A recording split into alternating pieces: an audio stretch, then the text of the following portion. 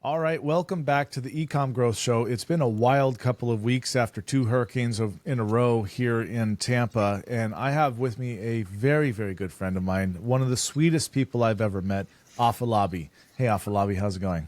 I'm good, and you? Thank you for having me here. Of course, always a pleasure, my friend. So I'll give a quick introduction as to who you are and Okay. what you do, but then I'd like to dive into what that means and what that is and how you have, and I'll say this in the beginning, a little spoiler alert here. Afolabi's got some really cool stuff that can help sellers realize a potentially significant amount of profit that they never knew was even there. So, Afolabi is the CEO and founder of HONU 3PL and Tariff Terminator, and we're going to go into what those are. But the short version is that he's got a massive 3PL facility that he just built. It is fresh.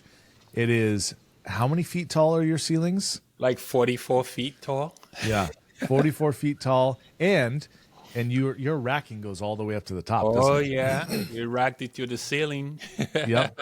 So 44-foot racks, or 40 something, probably 40-foot racks, right?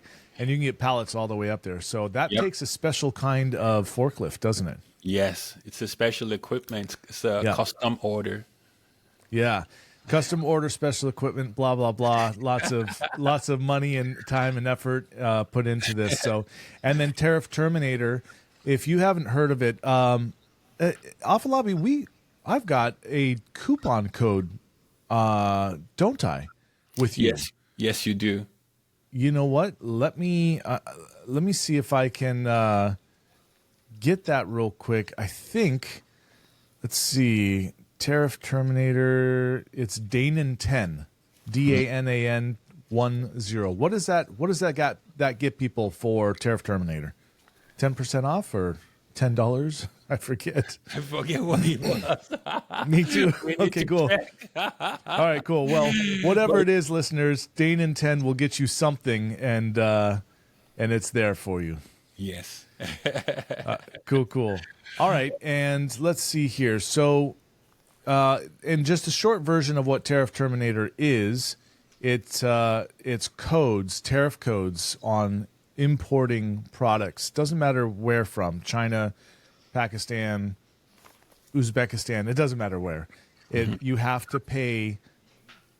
Almost all countries, you have to pay some sort of duty, some sort of fee on importing it. Correct. And Tariff Terminator can find you the best code. And what is it? It's 60. Is it 60 or is it 80% of customers that come across your plate, you're able to find a better code for them? Yes, 60 to 80%. 60, 80. Okay, cool. Yep. So 60 to 80% of the customers that come to Tariff Terminator, Afolabi and his team, who are experts at this, are able to find a better code, tariff code. So that's HS code, or is it HTS for America, HS for China? Is that how it works? For the rest of the world, is HS. Okay, got it. All right. So a better HTS code when importing into America, which can save you unbelievable amounts of money. But we'll go into that later. So Afolabi, why don't we start with the 3PL, because I know you're super excited about that. I believe you just opened your doors, didn't you? Yes. So we've had a 3PL for almost 7 years now, but we were completely filled up. So we started building a new facility about 3 years ago. After all the hurdles, the government permits and all the stuff that we needed to get, we finally completed it. It's 50,000 square feet, but Nice. it is not the typical 50,000. So most people classify it as 100,000 square feet because it's double the height of a typical warehouse. And I designed it so I pat myself in the back. I designed the flow to optimize how goods flow in and goods flow out. So I'm pretty excited about it. At full capacity, we can store up to 10,000 pallets. But we have our phase one racking done. We're going to get into phase 2. As we're filling phase 1, we'll get into phase 2, and then we'll finally max it out. Yeah. So I know you and I have been talking about this. You and I have been talking about this for 2 years, I think. Yes. You know, you've been showing me pictures and renders of what you got, and now it's finally been realized. Yeah, it's here. Yeah. It's here. We're all excited. So, so this is in not Connecticut, Pennsylvania. Yes. Yeah. So this is in Pennsylvania. We're about 90 minutes drive from the port of New York, New Jersey. So most people using our facility, they will ship their goods into port of New York or New Jersey, and it's about less than 90 minutes drive actually to our facility. Okay, cool. So let's say someone wanted to, and look, you know, full disclosure, I've never used a 3PL because my manufacturer is in California, and we just tell them what we need, and then they do it, and we give them a label, and they ship it into Amazon for us, right? Good. So we don't have to warehouse anything. Awesome. But that also means I have zero experience with 3PLs. So for my sake, and of course for the sake of the listeners, like I try to take a subject and not dumb it down, but simplify it as much as possible. So I'm looking to use a 3PL. I know that Amazon is charging me enormous rates. I know that it's not AGL. AWD. What's the? Yeah, thank you, AWD. So Amazon warehouse and distribution is full up, or nearly so, and I so now I know I needed to use a 3PL. What do I need to look for? What should I search for? What data do I need to acquire to make an educated decision on? I've decided I'm going to go with HONU 3PL or somebody else. Yeah. There are some questions you need to ask whatever 3PL you're interviewing. There are some things you have to consider while you're searching for your 3PL. First is, do they have live view of your inventory? Do you have access? Do you have visibility to your inventory? 3PL is not the same as a warehouse. A warehouse is just a building that you store goods. 3PL is a complete system that has a complete system, a different process running through it. So the first thing is, do they have a software that will give you 100% visibility on your product? Okay. You have to check that. If they don't, then you're pretty much operating in the dark, and your inventory management will be really, really bad, and you're going to lose a lot of money. That's very, very key. You've got to know that they have a software that it can track, you can log into, see what's going on. Number 2 is they have to be very responsive.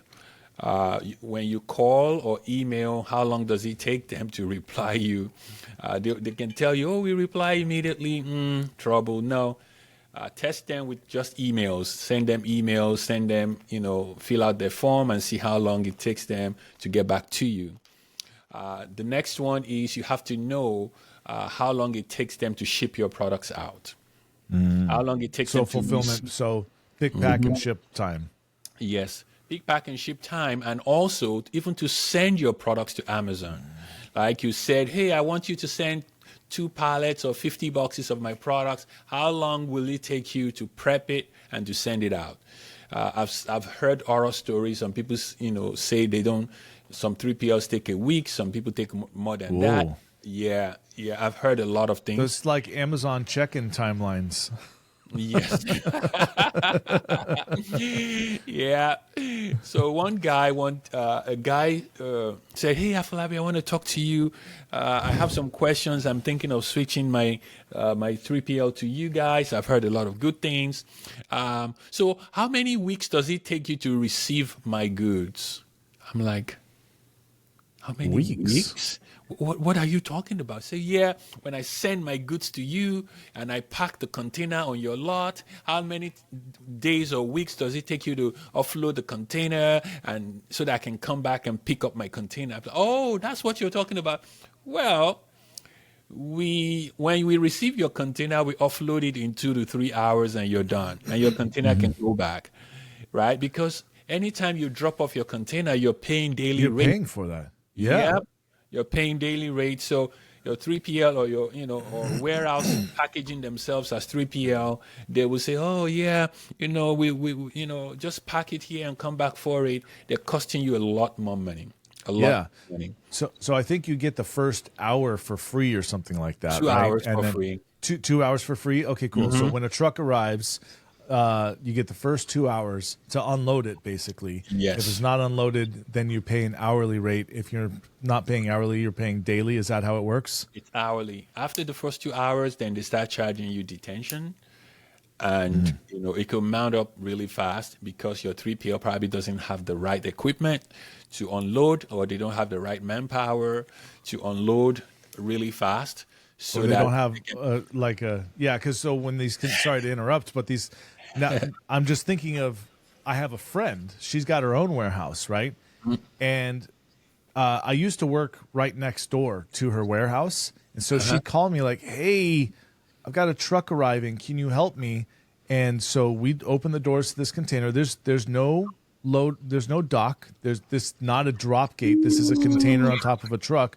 So then that means that you have to climb in the container and basically geez. throw boxes down to people, right? Oh, so man. a full 20-foot, what do they call it? A high cube? Is that Yeah. a high cube? Yeah. So full 20-foot container. No, sorry, 40-foot container. 45 HQ. Yeah, 45 Wow. HQ, and we'd have to unload it by hand, handing boxes individually to people. Oh my God. So That's a lot of work. that's a lot of work, exactly. And as it's being unloaded, it had to be organized, right? And go into the right spot, because you can't just put 40 feet, especially in Florida, you can't just put 40 feet, a 40-foot container worth of inventory right on the ground, because it's about to rain. Exactly.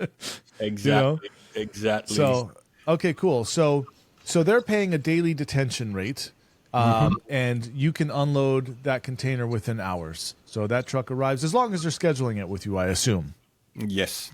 So they will Okay. just schedule. They say, "Hey, we have a container coming in, and we want half of it to be sent out to Amazon immediately, so that we don't need to pay storage for those half." So what we do is we schedule your container to come in very early in the morning, like 8:30 in the morning. We offload it, and then we slap your labels on the ones going right back out, so that you don't have to pay storage on those ones.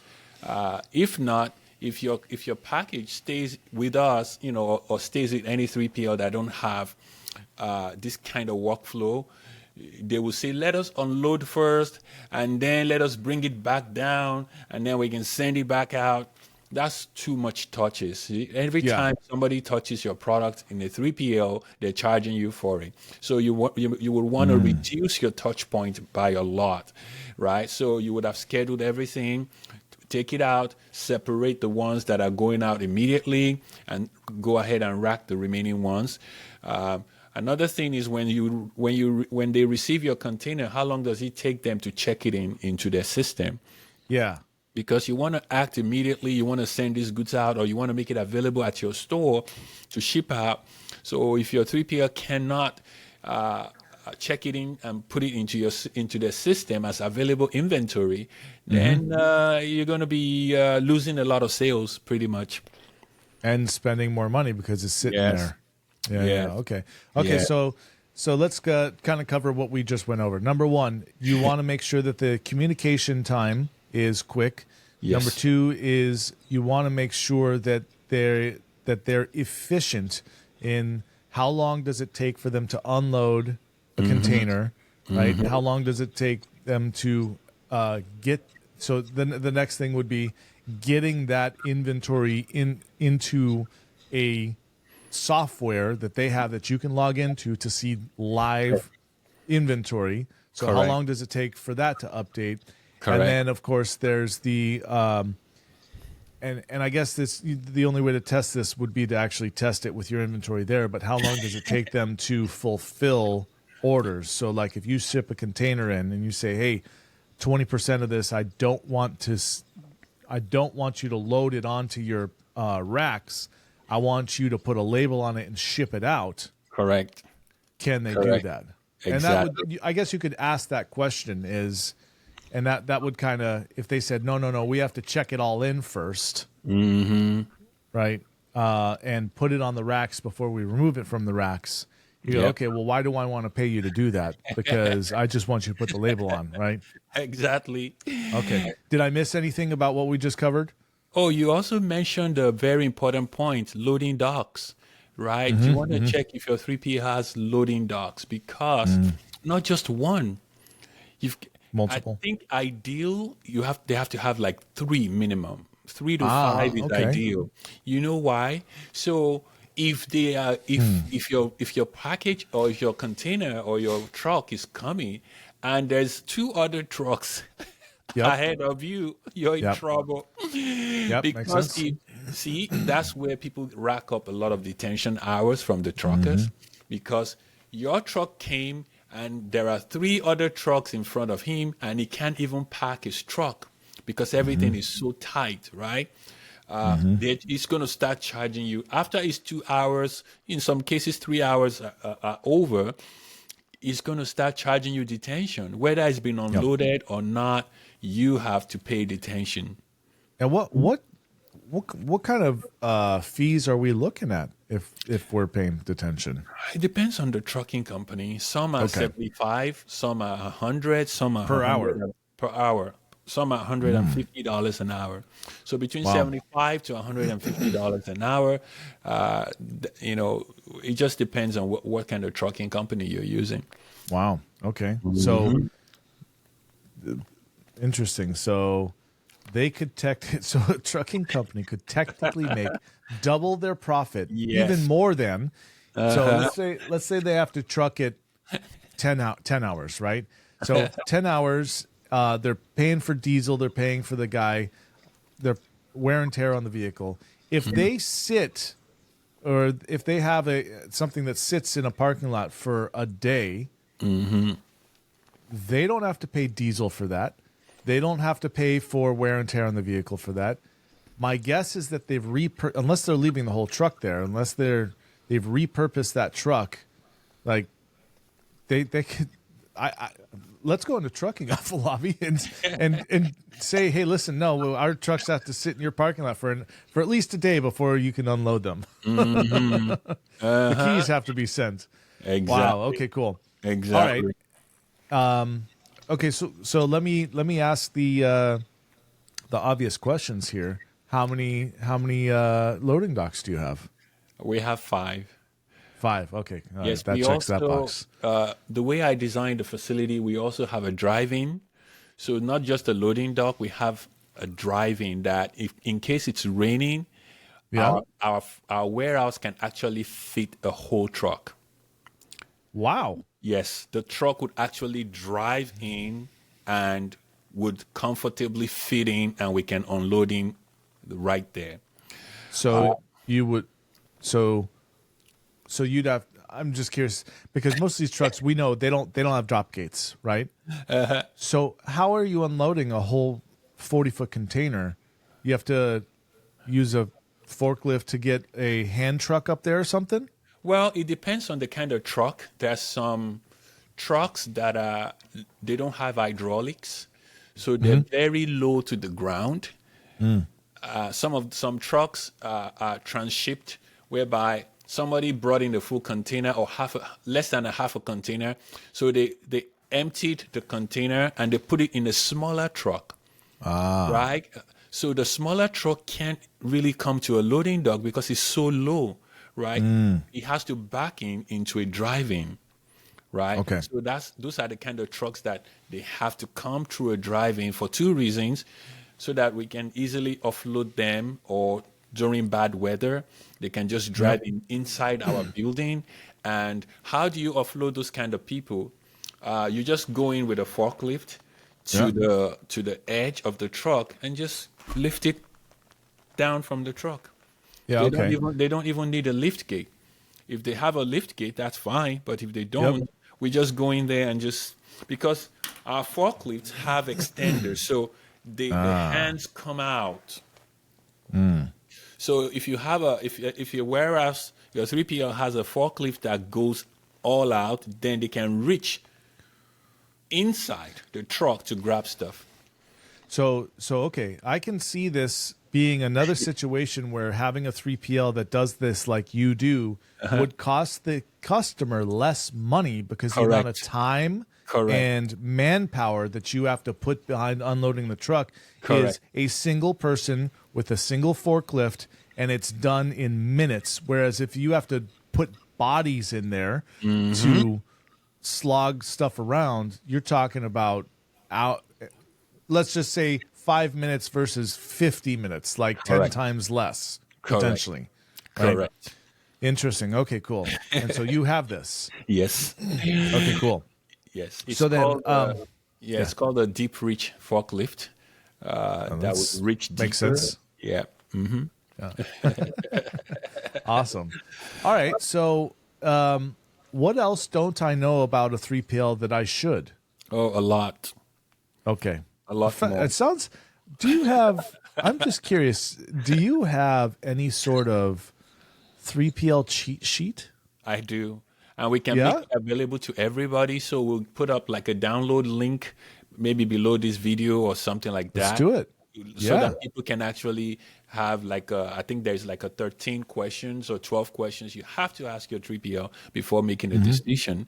So Awesome. I'll make it available for everybody because, we might not be able to cover everything. Like the next one is the owner of the 3PL has to have eCom experience or Amazon experience. Why? There are so many things that people send us products, and the moment we receive the product, we know there's trouble. Why? Because we have Amazon experience. We're like, hey, look, your product is 45 pounds. You're going to have a problem. Yeah. Your product is over 25 inches long on the longest size. You're going to have a problem. Yeah. Or the way the way we see your labels, you send us a label to put on your product to ship out. And your label, is missing so many things, or it's not done right. We can check and see immediately.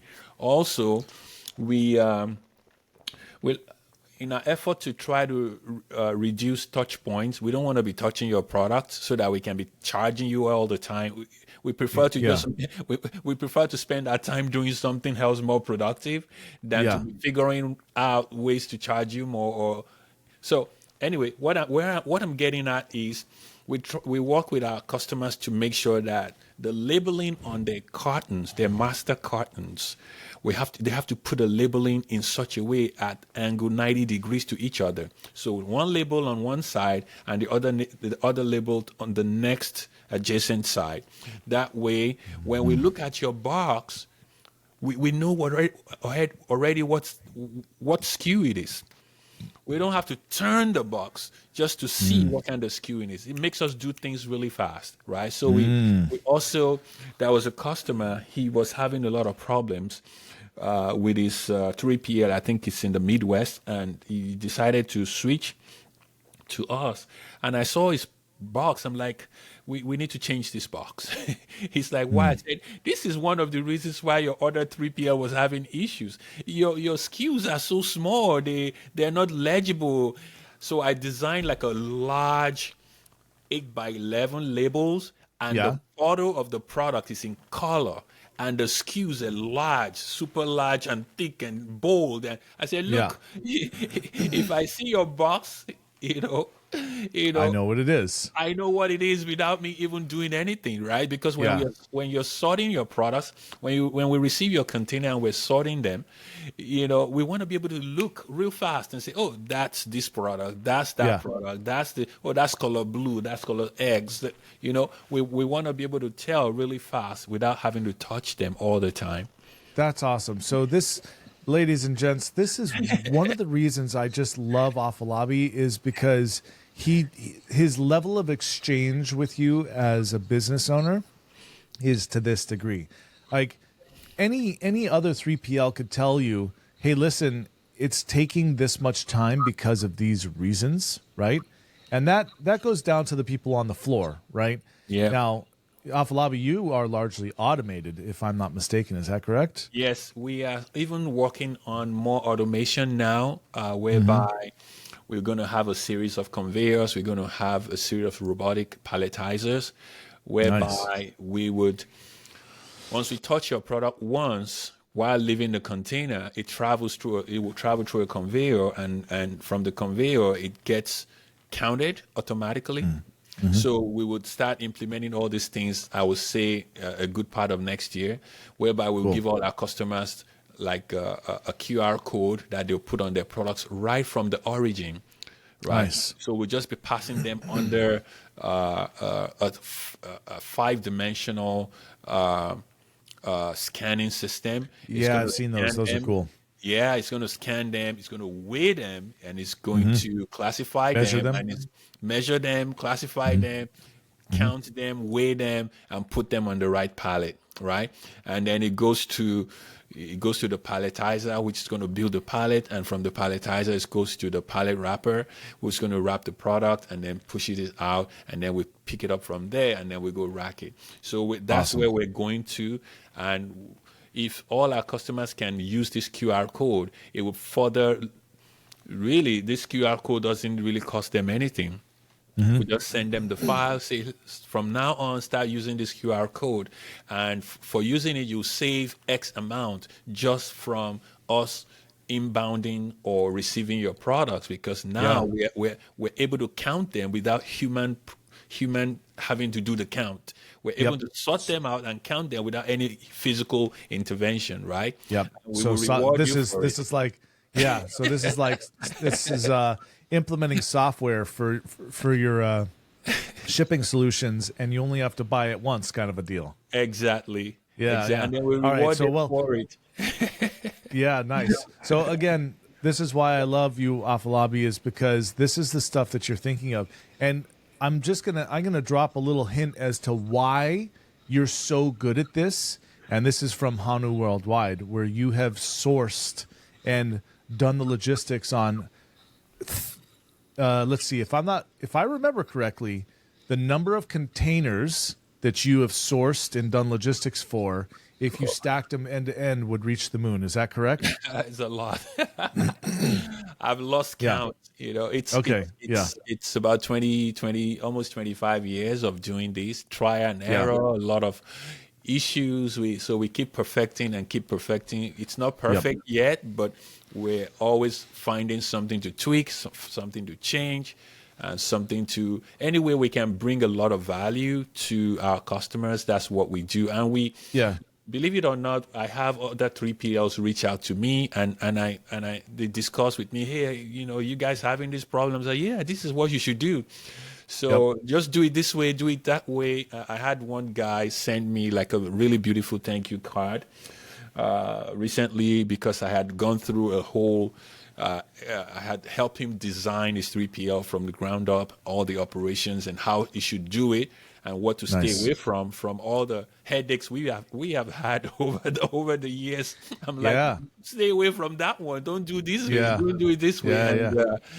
So I'm always happy to share anyone that can, whether you're a brand or whether you're a 3PL somewhere, any way I can help out, we'll be willing to give you some 2 cents. Love it.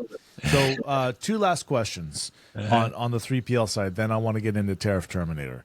So question number 1 is, if I'm using you as my 3PL and I've got a Shopify site, can I go to you and say, hey, please fulfill this order to Mary Sue over in Texas? Please fulfill this order to John in New York? Yes. So that comes down to the first point we mentioned, that your 3PL has to have a software. Right? It has to have like an Omni-Channel software. We can connect to over 110 marketplaces, different marketplaces. So we will connect to all your stores, and we automatically pull all your orders in and fulfill them for you. As long as the order comes in before 10 a.m. in the morning Eastern, we'll be able to fulfill it the same day. Okay, so it's, as a seller, what I just heard is I can go ahead and start selling on 110 different platforms. Correct. Integrate with you, and all I have to do is have a listing and have enough inventory with you, and that's it. Correct. And we push all your inventory, we'll push all your inventory count across all these multiple channels you're selling on. Okay. So all right, good. So got that. That's gonna lead me into my actually a third question that I just had which is tariff. It leads into tariff terminator, but tariff and supply chain strategy and diversification. So let's put a pause on that one. The last question is I know that you have the East Coast covered. Do you have anything on the West Coast, and or will you if you don't? We're working on it. A lot of our customers want us to have a West Coast. We interviewed a few 3PLs that we think we could model our standard after, but we just weren't too satisfied with the level of service they have, and we don't really want our customers to have a bad experience. Right now, we have stellar reviews, stellar performance, and we can't entrust our customers into the hands of 3PLs that will not reply emails, perform, treat them the way we want them to be treated. So, but we're actively searching. We get that's the number one request we get from all our customers. Like, I have a friend in New Zealand. She's always saying, "When are you going to have, a West Coast warehouse?" I said, "Do you know that a warehouse in the West Coast is probably double the price of the East Coast or something like that?" But I said, you know what? It's possible. I desire it to have it, and once we're able to get a really good partner that we would kind of replicate our system and workflow and process into, we will launch easily. I may actually have a solution for you on that. Believe it or not. Bring it on. Okay. All right. Sweet. Yeah. No problem. Just 5% of the business, and I'll make that introduction. No worries. Yeah. No. But seriously, please remind me after this. I will.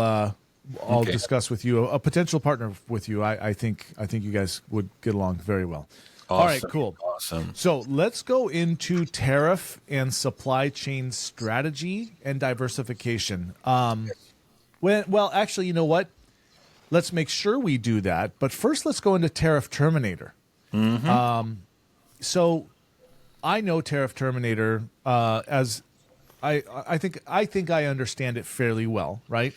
And like me with TraceViews, I help people remove negative product reviews, right? It is, in theory, very simple. It is a very simple service. You have bad reviews, we remove them for you. The ones that don't belong there, happy days. Your star rating goes up. Your conversion rate goes up. Blah blah blah blah blah. Right? Tariff Terminator to me is the same thing, right? Yes. You have HTS codes that your logistics company or in many cases your manufacturer is using when importing the products to America. So let's say I am well, you know what? Let's use. Actually, why don't you give the example? You give the example because you actually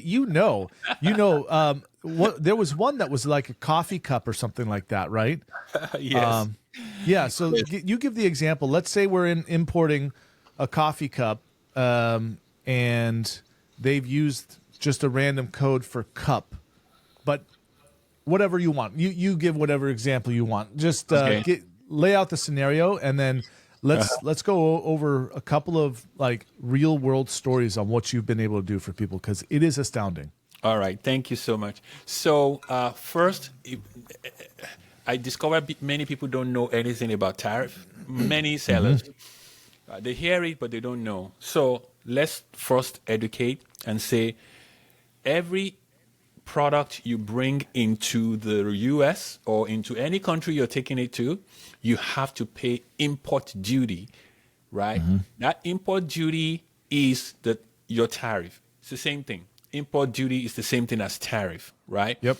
When you're flying from one country to the other, or you're flying from Europe into the US, they give you a card on the plane, right? They said import declaration form, right?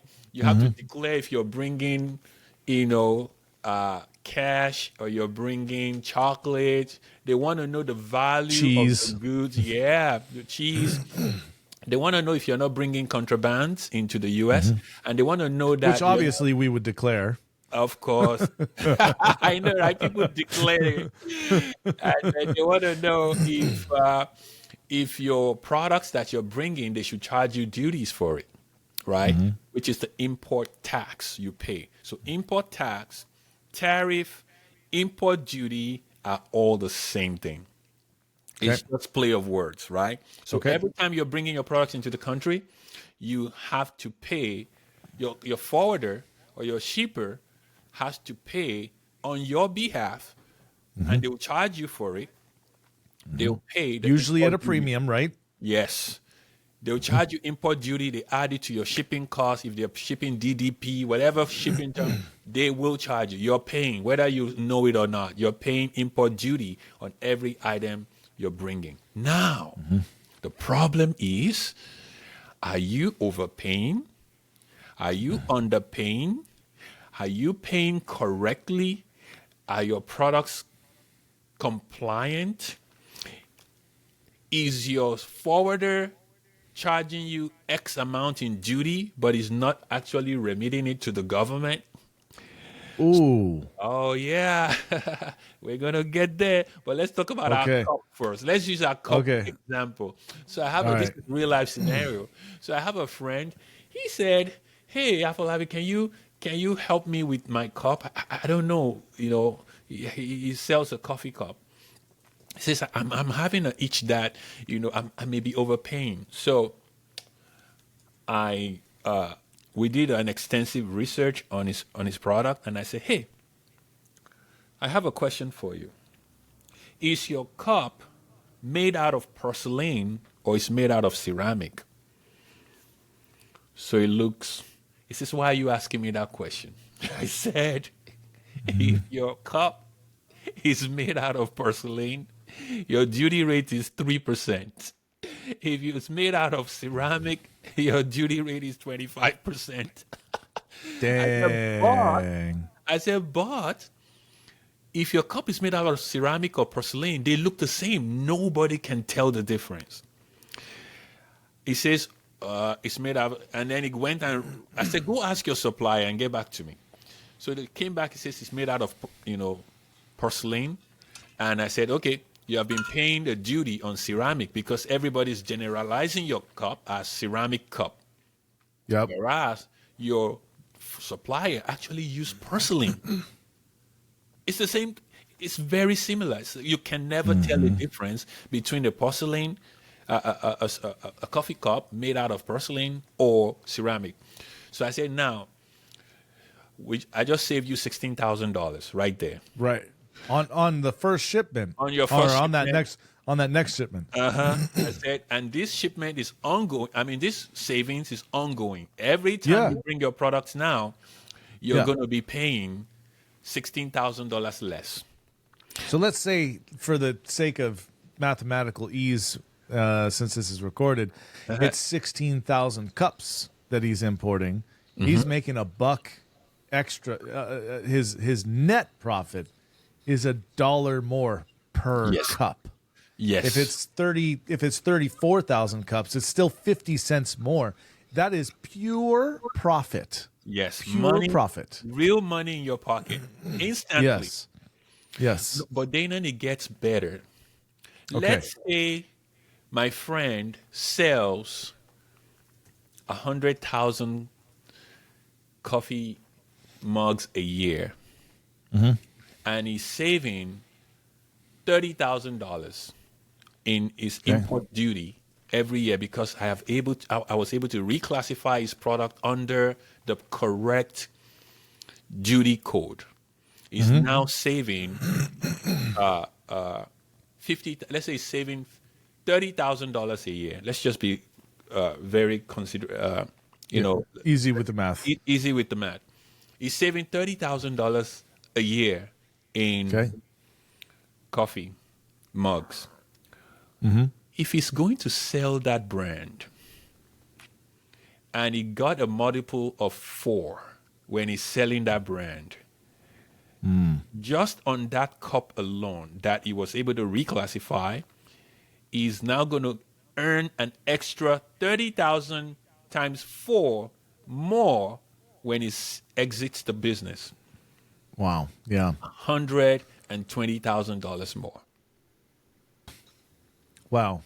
Okay, so the savings truly, so because this is at the beginning, it's like manufacturing, shipping, import, and then everything after that, shipping to Amazon, and then Amazon fees, and then advertising, blah blah blah blah blah. This is at the very beginning of the stage for you as a seller, right? Yeah. Unfortunately, sellers think about this at the very end of their I supply know. chain. They're supposed I to know. do it at the beginning of the supply chain, right? Do Yeah. not launch a product.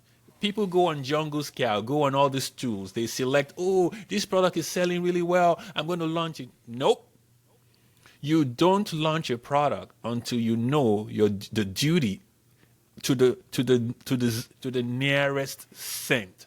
The duty you're going to be paying on that product, because you can think a product is profitable by the time you know the duty rate, and you know the duty rate when the product is coming into the US.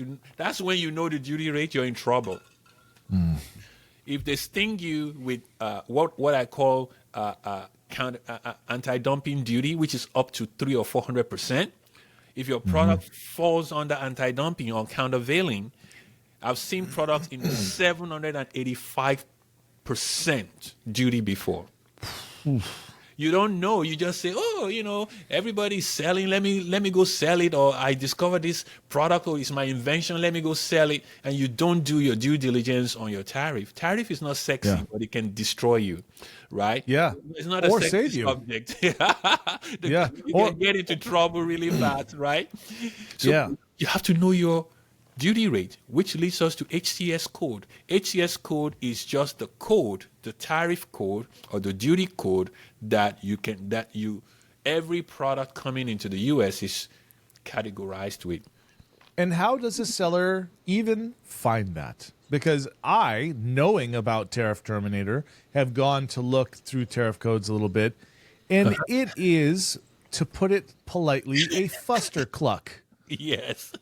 Right? It is like I've spent hours. I think I looked for my blankets, my camping blankets, right?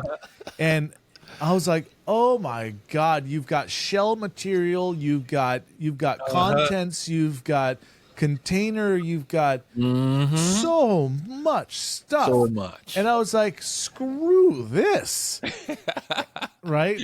And unfortunately for you, I stopped selling this product. I've still got a little bit of inventory left, but you bet your ass that if I were going to import anything from China, well, from anywhere ever again, because my products are made in California now, right?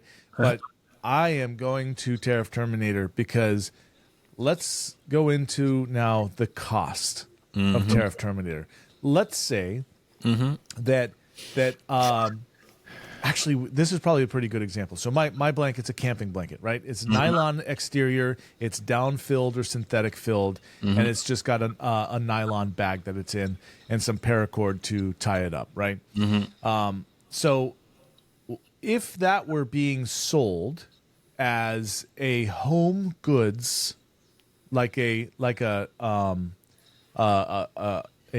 blanket for your bed, a duvet or whatever, that is a different tariff code than a sports and outdoors blanket. And I believe that I was paying for the home goods tariff code. Yes. That's where it gets complicated. It shouldn't be. So you can thrive in the midst of complication. You can thrive in the midst of complex thing like tariff, and that's what I'm going to start teaching people in the upcoming Tariff Bootcamp we're going to talk about. Oh, so you're going to do a boot camp on this? Yes, it's going to be a 3-day intensive bootcamp to teach sellers, educate sellers, teach them how to find the loopholes in tariffs and use it to their advantage, right? So is this in person or is this virtual? It's virtual. It's going to be a virtual event that people can register for, and they can ask questions during the live event. The example you gave it's perfect. Do you know that if you're importing a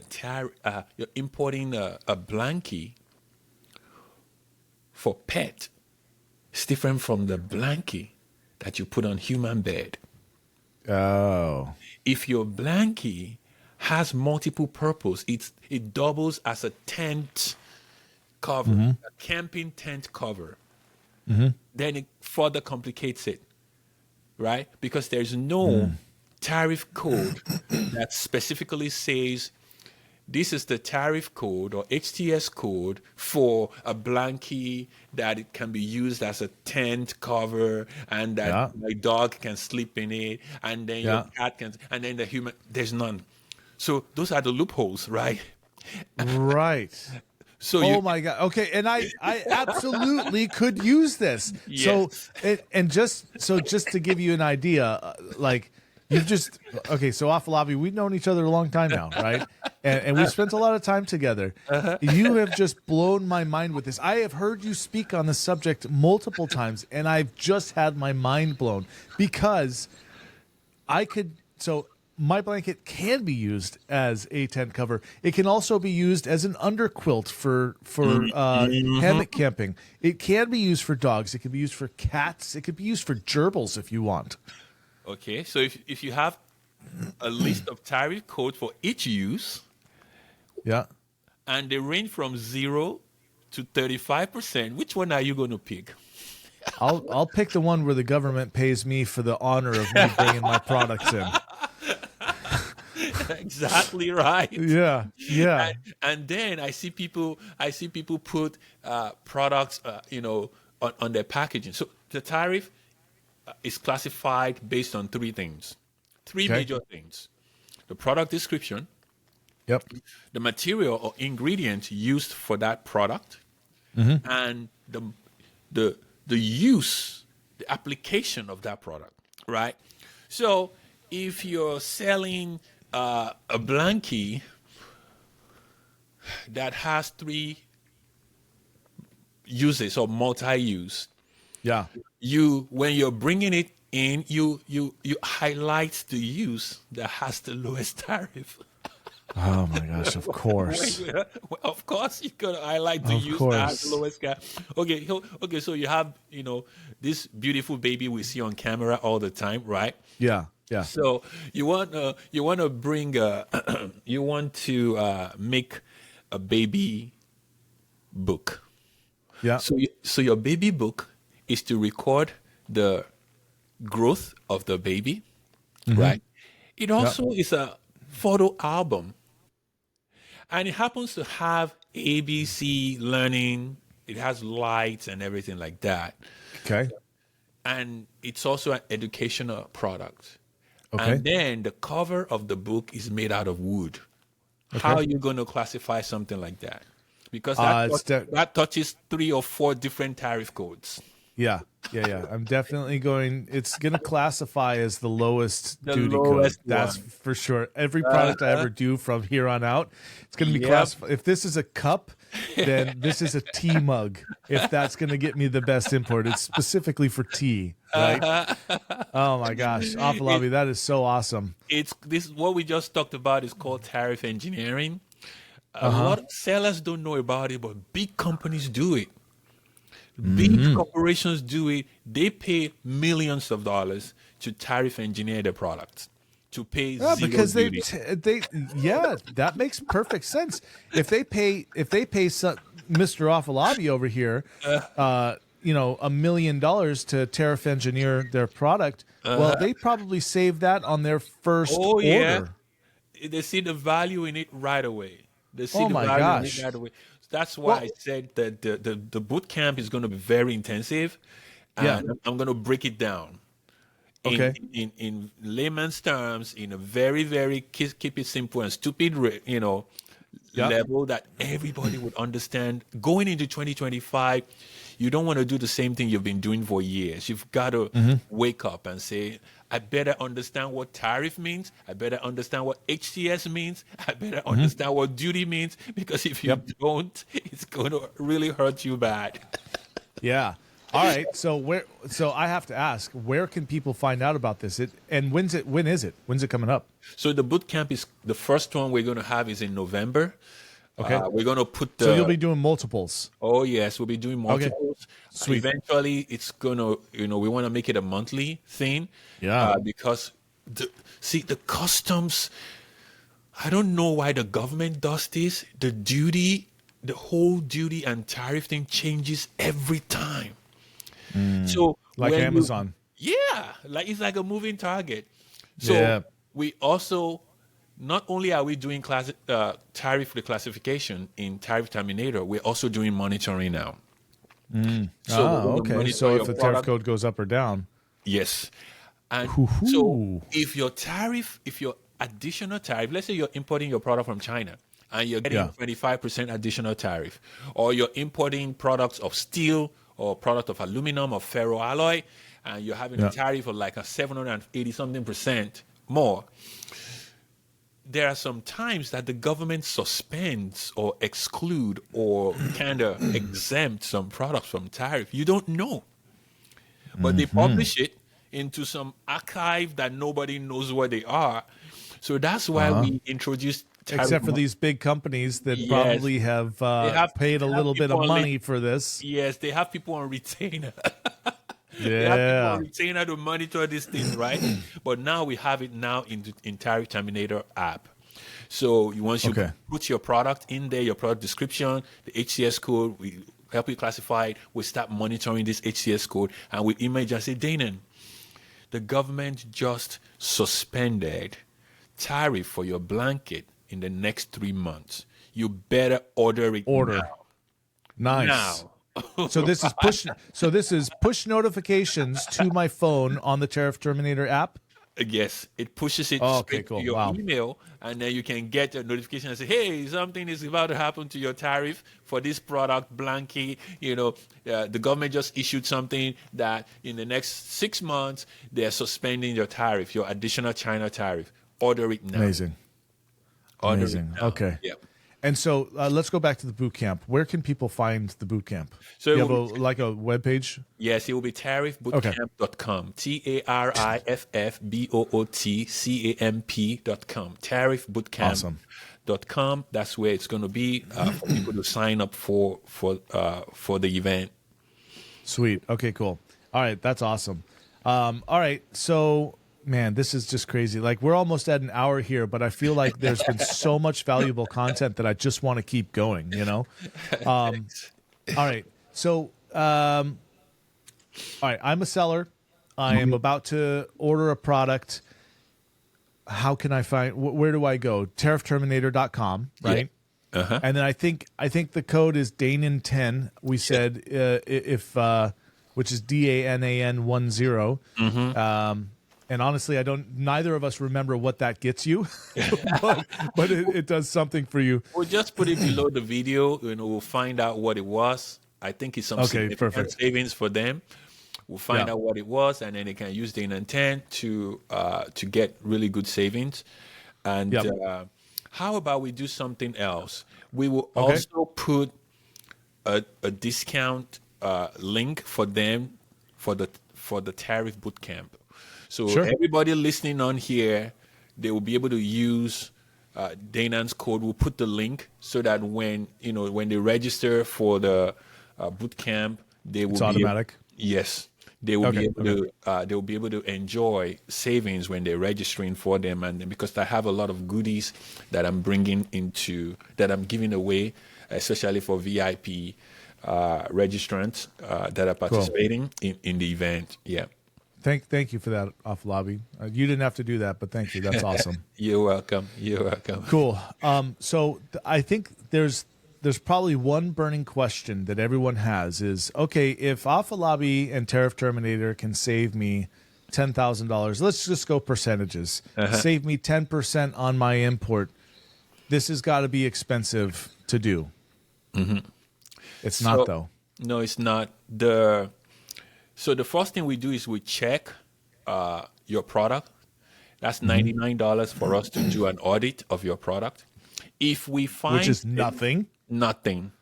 Yeah. If we find savings for you, if we think if we have very high chance, like almost 100% chance that we're going to find savings for you, we'll tell you, look, we are going to find savings for you, and it will be $4.99.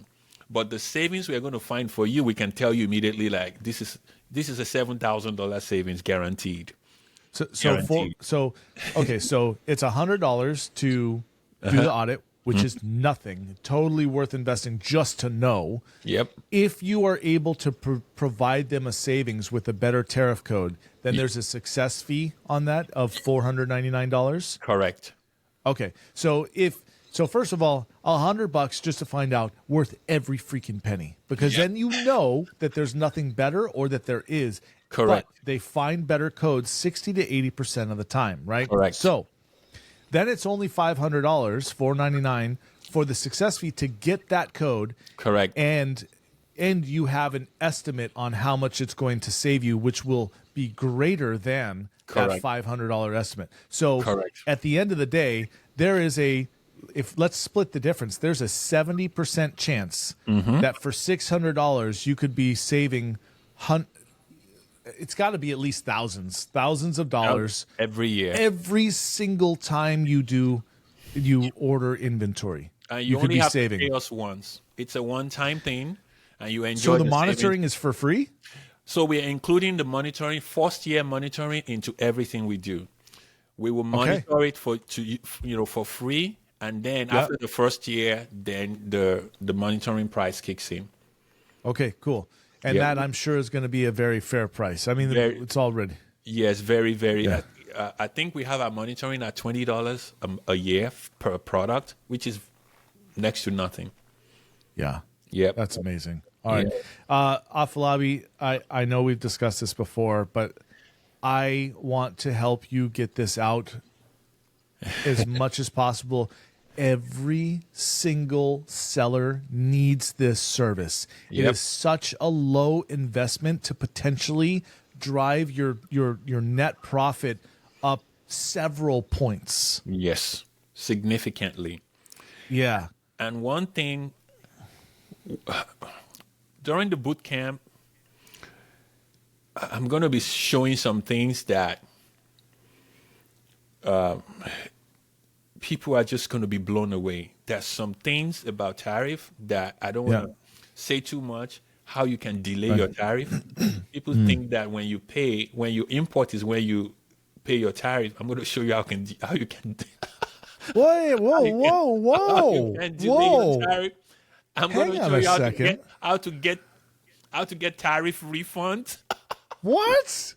Hold on a sec. This is like the UK where you don't pay VAT on import. You only pay when you sell it. Mm-hmm. Oh my gosh, I'll show you how to do that. Oh my gosh. Okay. Well, hang on a sec. Now it'll help your cash flow a lot. Yeah. So all right. So you know what? I guess we'll keep. So just so everyone's listening, this is like. I'm learning this as you are. This is crazy to me. So I would highly urge that you go to tariffbootcamp.com and get on that. I don't know what the price is, but Afolabi's going to... It would be $97 for the regular ticket. Okay. Yep, for the nothing. Bootcamp. Yep. Nothing. Yeah. And if they use your link, they can actually get it cheaper. But we will discuss. We'll discuss that, especially. We're going to have, VIP as well, because some people really want to ask questions, and some people want some more resources. So we're going to add a lot of bounty, a lot of resources into the VIPs as well. But you should check out the website. You'll see all the information there. It's totally well worth it. Yeah, this is easily a 10x. ROI on everyone that attend the event. Well, shoot, I mean, it's man, this is awesome. Afolabi, thank you so much for being on.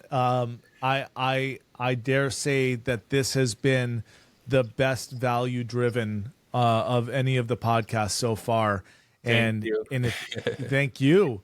If I could keep up this sort of value to the listeners, that would just make my heart sing, because this is what I love to help sellers do, is find out what they don't know. Yep. That's costing them money. That's the whole reason I started eCom Triage, was to triage the business and go, okay, where are you leaking all your money? Yep. And this is a huge part of it. All right. One last tiny little thing, and then we're gonna end the show here. But you let's see. Oh, and I've already completely forgotten what it was going to be. Dang it. What was it? Oh, if you are unable to find a tariff code that's better than what they already have, then, if I'm not mistaken, you are able to make recommendations on where else they could manufacture their product and get better codes from different countries. Correct. You'll be we'll be able to tell them the countries that have lower codes. We'll give them that information. Like, look, these are countries that you can move your manufacturing into. And if they want us to do like a more deep dive tariff engineering, we will have to assess their product and do a more comprehensive tariff engineering for them. Especially, I have brands now that want us to do tariff engineering before they even launch the product, which is super smart. They're like, look, this is what we want to launch. Help us to see the best way to launch this product, the best way to design this product, whatever we need to change, whatever we need to include. I have something called the sandwich rule. And I'm going to talk more about sandwiches. So the sandwich rule for me is when you're bringing, your sandwich has bread on top, bread on the bottom, and then it has cheese, and then it has lettuce, depending on how you want your sandwich, right? So in duty as well, there is a sandwich rule. It's a very silent rule where when you're bringing a product, it's better you bring them as a bundle, as a sandwich, instead of paying the duty for tomatoes and onions and lettuce and cheese separately. Just bundle the products. And that's, for example, the ink, right? You're selling ink, right? And and printer. You're like, okay, if the duty rate for ink is, 10%, and or if the duty rate for ink is 10, let's say 15%, and the duty rate for the printer is another percent, if the government allows you to bundle it together like a sandwich and pay one low duty. Oh my gosh. Okay. Yeah. If I'm going to make a bold statement here, but I like, even if this pisses some people off, I'm going to stand by it. If you don't go and use Tariff Terminator and Afolabi, if you're not doing tariff engineering and you're not looking to see, I'm sorry, but you are an idiot that wants to give the government money for fun. Well, I shouldn't say idiot. I should say now that if you don't do it, it's stupid. But it's all fine. Like, I was ignorant too. And even on this podcast, I'm ignorant of some of this stuff. But now that you can take action, you can do this and potentially save thousands of dollars, tens of thousands, hundreds of thousands, depending on how big you are, One little hint. Yeah. I went to a tariff event, the government event. And sounds fun. Yeah. It's boring. That's what I meant when I said it sounds fun. It was a very boring event, and I went to a government official. I said, these are the people who oversee the run tariff. This stuff. Okay, these are from Virginia and DC. I said, I'm curious, how much overpayment of tariff do you think the government is sitting on now that nobody knows about, and they can't collect because they don't know? They can't get a refund because they don't know. It says probably $5 billion a year. $5 billion a year in overpayment. Hey, Afolabi, I don't mean to be forward, but is there some way that we can, do a service where we reclaim that for companies and right? charge a percentage? It's like the Gatita or the seller investigators of tariffs? Is this possible? That's the thing we're rolling out through the bootcamp. Brother, I'm going to help you with that, man. That's awesome. It's so cool. It's so deep, but many people don't know. But I'm so happy that you're putting together this show because it's going to help a lot of people. I have screamed on top of the rooftop. I've shouted like, guys, you've got to pay attention to your tariff. Your due. Yeah. It's so important. It could sink you if you don't do it. Yeah, and you made a really good point before we started the show that we're coming up to an election here, and that always throws. It doesn't matter what party you're part of, who you vote for, anything, who gets in office. It doesn't actually matter. Doesn't matter. What you can expect as a small business is the potential of all of this to go. Basically, there to be a splash made, and it's going to upset whatever's going on right now. It will. And you're going to have to relearn everything. You're going to have to, and this is where your monitoring comes in super valuable. Yep. Is when there are changes like this. People don't think about this, right? Yep. I didn't think about this, but there's going to be a huge upset in the tariff market. It happened last time when Trump went into office. He said, "All right, China, screw you guys," and then we paid for that, right? Yep. So, all right, cool. And then, like I said, we can just keep on going. But we didn't even get into tariff and supply chain strategy and diversification? Not heavily. Yeah, that. I think that's going to have to be done on the boot camp. Yeah.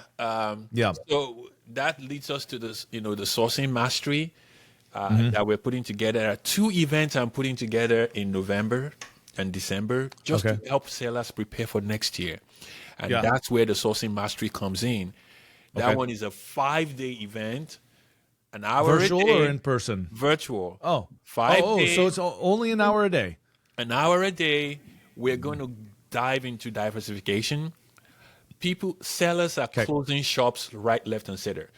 Chinese, I don't have anything against China. I have beautiful friends in China. But I'm just saying that when Amazon is pitching your supplier, your factories against you in their marketplace, you're never going to win. And that's why a lot of people are going out of business. But what if there are other places and other things you can do to outsmart that system? That's what we'll be talking about in Sourcing Mastery. It's not just how to source products. Everybody has a clue, some sort of clue how to source a product. But when it comes to diversification and really using ninja tricks on how to navigate, diversifying your sources, diversifying your product, all the things you need to do to protect, all the things you additional need to do. Platforms. You're going to go into additional platforms. Wow, okay. Platforms, places, niches categories that nobody realizes, that are hot on Amazon, and Chinese factories would never set foot in those categories. Those are the things I'm going to be revealing in the Sourcing Mastery one. So we'll put the link here for them as well. And it will be sourcingmastery.com, but we'll put it in here for them. And I'm excited already. You see how I'm, when I'm talking about it, I'm super excited because finally I can get the word out. I can let people know what's really going on. Okay. All right, dude, we have to end this podcast at this point. We're like way over time, but I've loved every second of it. If I didn't have a hard stop, I'd just keep going. I know, right? Yeah, Afolabi, I love talking to you. I love the amount of data that you have and how much help you can provide sellers. Thank you so much for being on the podcast. And everyone that's listening, most people are probably watching shorts, but anyone that's listened all the way through, thank you very much. And we will have all the links to this in whatever it gets posted on the social medias. All right. Thanks, Afolabi. You're welcome. Thank you, sir. See you, buddy. Bye. Bye.